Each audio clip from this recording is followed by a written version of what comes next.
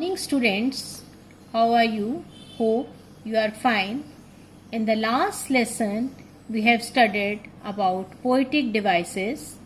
Poetic devices, as I already told you, are a form of literary devices used in poetry to produce a special effect in the writing. They act as an ornament in the poems. In the last lesson, we have studied some of the poetic devices like simile, metaphor, alliteration, personification, oxymoron, repetition, etc. Hope you have revised these poetic devices. Now we will do the next part of our poetic devices, and some of the poetic devices are onomatopoeia, pun, hyperbole, refrain, anaphora, rhyme, apostrophe, allusion. So we will discuss all these poetic devices in today's lesson. First of all, onomatopoeia. Onomatopoeia is the uses of sound words to create a dramatic effect in the writing. For example, in the poem The Frog and the Nightingale, once upon a time a frog croaked away in Bengal bog. So, here the poet used the word croaked, which is a sound made by the frog. So, the poet had tried to produce a sound effect in the poetry.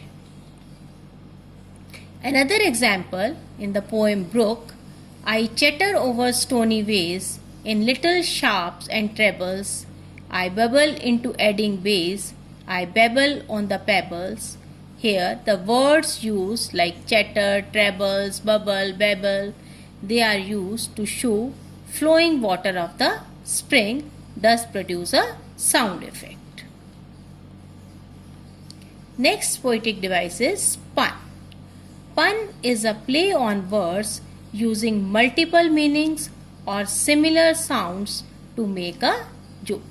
For example, the tallest building in the town is the library. It has thousands of stories. Here, a pun on the difference between stories in books and stories, that is, floors in a building. Next is hyperbole. Hyperbole is a figure of speech in which an author or speaker purposely exaggerates to an extreme. It is used for emphasis or as a way of making a description more creative and humorous. For example, he is running faster than the wind.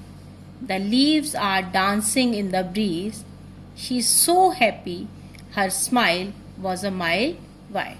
So here we see that the author or the speaker is exaggerating the things.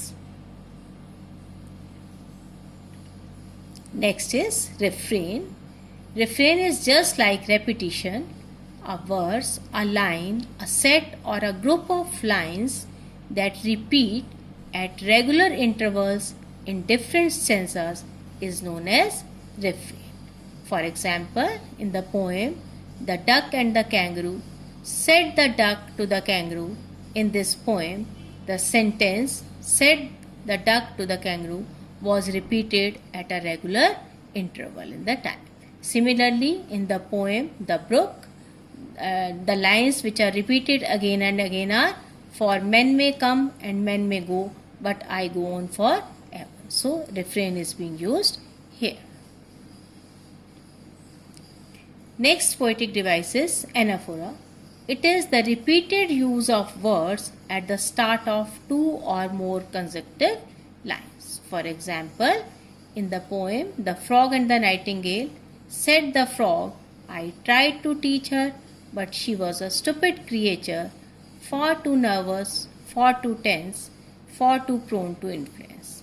The word for is used in the beginning of two consecutive lines. Similarly, in the poem The Brook, I wend about and in and out, with here a blossom sailing, and here and there a lusty trout, and here and there a grayling. Now, here the use of and in the beginning of two consecutive lines shows anaphora. Similarly, we have read a poem, The Road Not Taken, and in this poem, and sorry, I could not travel both, and be one traveler, long I stood, and looked down one as far as I could.